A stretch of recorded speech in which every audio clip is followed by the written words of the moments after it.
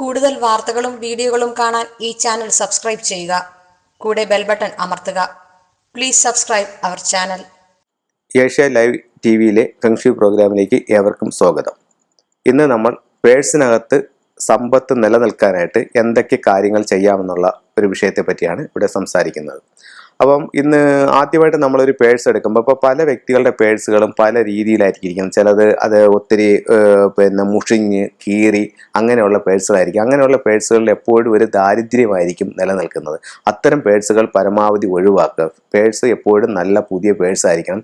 അതിൽ ചുവപ്പ് പേഴ്സ് ഉപയോഗിക്കുന്നത് വളരെയധികം സാമ്പത്തിക ഉയർച്ച ഉണ്ടാക്കാനായിട്ട് ഏറ്റവും നല്ലതായിരിക്കും. ചുവപ്പ് വളരെ റെയറായിട്ടാണ് കിട്ടുന്നത്. പക്ഷെ അത് നിങ്ങൾ തേടി പിടിച്ച് പോയി അത് വാങ്ങിച്ച് ഉപയോഗിക്കുകയാണെങ്കിൽ ഉറപ്പായിട്ടും അതിൽ സാമ്പത്തിക അഭിവൃദ്ധികൾക്ക് ഉണ്ടാവും.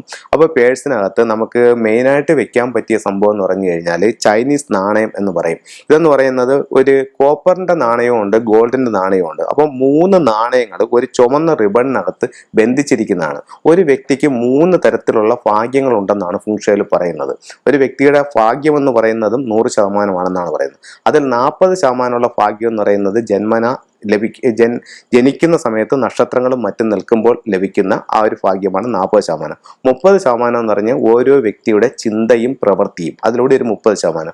30% എന്ന് പറഞ്ഞു കഴിഞ്ഞാൽ ഒരു വ്യക്തിയുടെ വീടിന്റെ വാസ്തുബലത്തിലൂടെ നമുക്ക് ലഭിക്കും. ഇപ്പം നമുക്ക് ജന്മന എല്ലാവർക്കും അത് നമ്മളുടെ കയ്യിലല്ല. അപ്പോൾ അത് നമുക്ക് കിട്ടുന്ന ഭാഗ്യം അത് ഇല്ലെങ്കിൽ പോലും നമ്മളുടെ ചിന്തയും പ്രവൃത്തിയും വീടിന്റെ വാസ്തുബലവും കൂടി കറക്റ്റ് ചെയ്യുകയാണെങ്കിൽ 30-60% ആവും നമുക്ക് സുഖമായി ജീവിക്കാനായിട്ടുള്ളൊരു ഭാഗ്യം അതിൽ കിട്ടും.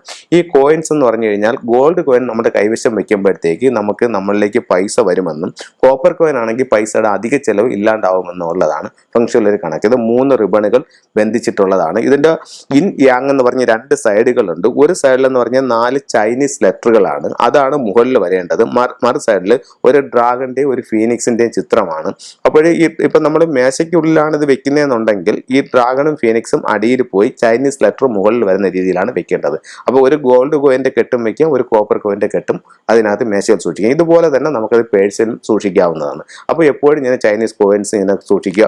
ഇത് പൊട്ടിപ്പോവുകയോ എന്തെങ്കിലും ഡാമേജ് വരികയാണെന്നുണ്ടെങ്കിൽ യാതൊരു കാരണവശാലും പിന്നെ അത് ഉപയോഗിക്കാൻ പാടില്ല, അത് ഒഴുക്കി കളയണം. പിന്നെ ഇത് കഴിഞ്ഞിട്ടുള്ള വേറൊരു സംഭവം എന്ന് പറഞ്ഞു കഴിഞ്ഞാൽ ഇപ്പം നമുക്ക് ഇത് ചൈനീസ് കോയിൻസ് ഒക്കെ എന്ന് പറഞ്ഞു കഴിഞ്ഞാൽ എല്ലായിടവും ഇന്ന് സുലഭമായിട്ട് ലഭിക്കുന്ന സാധനങ്ങളാണ്. പക്ഷെ നിങ്ങൾ ഒരു സാധാ ഒരു ഷോപ്പിൽ പോയിട്ട് ഒരു ചൈനീസ് കോയിൻ വാങ്ങിച്ച് നിങ്ങളുടെ പേഴ്സിൽ വെച്ചെന്ന് പറഞ്ഞു കഴിച്ചിട്ട് നിങ്ങൾ പ്രതീക്ഷിക്കുന്ന കണക്കുള്ളൊരു ഉയർച്ച നിങ്ങൾക്ക് അതിൽ കിട്ടണമെന്നില്ല. അപ്പോഴത്തേക്കെന്ന് പറഞ്ഞു കഴിഞ്ഞാൽ ഈ കോയിൻസിനകത്ത് ഇപ്പം പല പ്രോഡക്റ്റുകളിനകത്തും പല സ്ഥലങ്ങളിൽ നിന്ന് വരുമ്പോഴത്തേക്ക് ചില നെഗറ്റീവ് എനർജികളിൽ ഒരു പക്ഷേ അതിനകത്ത് വന്ന് കൂടാനുള്ള സാധ്യതയുണ്ട്. അപ്പോൾ ആ നെഗറ്റീവ് എനർജികൾ അതിനകത്തുനിന്ന് ഒഴിവാക്കിയതിന് ശേഷം അതിനകത്തോട്ടൊരു പോസിറ്റീവ് എനർജി കൊടുത്ത് അതിനെ ഊർജ്ജവൽക്കരിച്ചതിന് ശേഷം മാത്രം വെക്കുകയാണെന്നുണ്ടെങ്കിൽ നിങ്ങൾ ഉദ്ദേശിക്കുന്നതിൻ്റെ 10 മടങ്ങ് അഭിവൃദ്ധി നിങ്ങൾക്ക് അതിലൂടെ ഉണ്ടാവും. ഇത് പല രീതിയിൽ അതിനകത്ത് ഞാൻ ഊർജ്ജവൽക്കരിക്കാനായിട്ട് സാധിക്കും. ഒന്നെന്ന് പറഞ്ഞു കഴിഞ്ഞാൽ നമുക്ക് ഇതിനകത്തോട്ട് മന്ത്രങ്ങൾ പറഞ്ഞുകൊണ്ട് തന്നെ ഊർജ്ജവൽക്കരിക്കാൻ സാധിക്കും. ഇപ്പൊ റേക്കി ചെയ്യുന്ന ആൾക്കാരാണെങ്കിൽ ആ റേക്കി എനർജി ഇതിനകത്തോട്ട് കൊടുത്ത് ചെയ്യാനായിട്ട് സാധിക്കും. അതല്ലെന്നുണ്ടെങ്കിൽ ഫാമ എനർജി കൊടുത്ത് ചെയ്യാനായിട്ട് സാധിക്കും. അങ്ങനെ ഒത്തിരി എനർജികൾ നമുക്ക് ഇതിനകത്തോട്ട് കൊടുക്കാനായിട്ട് സാധിക്കും. അങ്ങനെ എനർജികൾ ചെയ്തിട്ട് ഇത് വെക്കുകയാണെന്നുണ്ടെങ്കിൽ നമുക്ക് കൂടുതൽ അഭിവൃദ്ധി ഉണ്ടാവും. പിന്നെ ഒരു കാര്യമുള്ളതെന്ന് പറഞ്ഞു കഴിഞ്ഞാൽ ഇതിനകത്ത് പൊട്ടുകയോ ഒടിഞ്ഞു പോവുകയോ അങ്ങനെ എന്തെങ്കിലും ചെയ്യുകയാണെന്നുണ്ടെങ്കിൽ നമ്മളത് ഒഴുക്ക് വെള്ളത്തിലാണ് ഉപേക്ഷിക്കാനായിട്ട്, അല്ലാതെ എവിടെയെങ്കിലും വിട്ട് ചവിട്ടിക്കളയല്, ഒഴുക്ക് വെള്ളത്തിൽ ഇത് ഉപേക്ഷിക്കുക.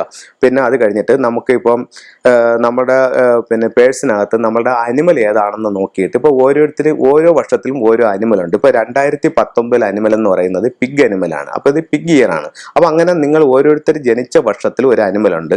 അപ്പോൾ ആ അനിമൽ ഏതാണെന്ന് ഒരു ഫെങ്ഷി എക്സ്പെർട്ടിനെ കൊണ്ട് മനസ്സിലാക്കിയതിന് ശേഷം ഓരോ അനിമലിനും ഒരു സീക്രട്ട് ഫണ്ട് ഉണ്ട്. അപ്പോൾ ആ അനിമലിന്റെ കാർഡും സീക്രട്ട് ഫണ്ടിന്റെ കാർഡും കൂടെ വാങ്ങിച്ച് നമ്മുടെ കൈവശം വയ്ക്കുകയാണെങ്കിൽ നമുക്ക് എന്ത് കാര്യത്തിനും അദൃശ്യമായിട്ടൊരു സപ്പോർട്ടിങ് ഉണ്ടാവും. നമുക്ക് ഒരു ദോഷ സമയമാണെങ്കിലും അതിനെ അതിജീവിക്കാനായിട്ട് ഈ അനിമൽ കാർഡ് കൊണ്ട് നമുക്ക് സാധിക്കും എന്നുള്ളതാണ്.